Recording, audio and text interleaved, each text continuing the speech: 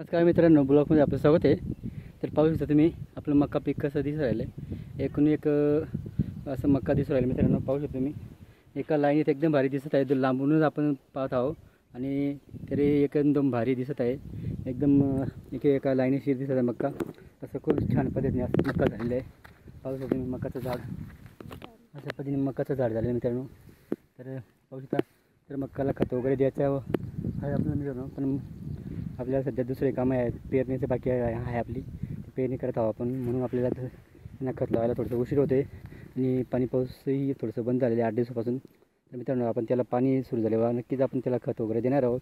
आणि असं आपण पाहू इथं पूर्ण बैलगाडा भरून घेतलेले आहे चारा मित्रांनो. तर ते हिरवा चारा आपण घेतलेला आहे. डायरेक्ट आपण जे शेतामध्ये आपल्याला काही दिवसापूर्वी आपण कापत होतो आणि पडलेला वावर होता, त्याच्यात खूप असं चारा होता, म्हणून कुठे चारा होता. ते आपण पूर्ण सगळे गाड्या भरून घेतलेले आहे कापून. आणि एकच गाड्या नाही मित्रांनो, तर 2 गाड्या भरून घेतले. पाहू शकता तुम्ही, हा एक गाडा फुल भरून घेतला आहे चारा, पूर्ण हिरवा चारा भरून घेतला आहे मित्रांनो.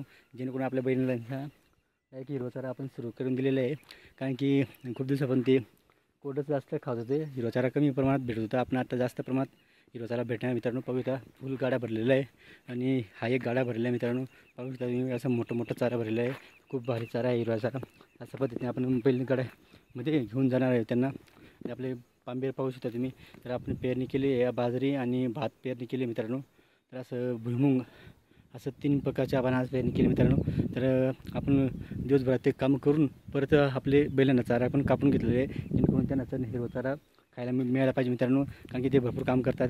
त्यांच्याकडनं आपण भात आणि बाजरी परत भुईमुंग असं 3 पिकं आपण पेरून घेतले. तर त्याच्यासाठी आपण हिरवा चारा कापू शकत नाही का. त्यासाठी आपण हिरवा चारा त्यांना रोजचं खायला देतो मित्रांनो. आणि रोजचं आपण त्यांना डेली देत राहतो मित्रांनो. व्हिडिओ आवडला तर लाईक शेअर कमेंट करा आणि आमच्या चॅनल सबस्क्राईब करा. जय जवान जय किसान मित्रांनो.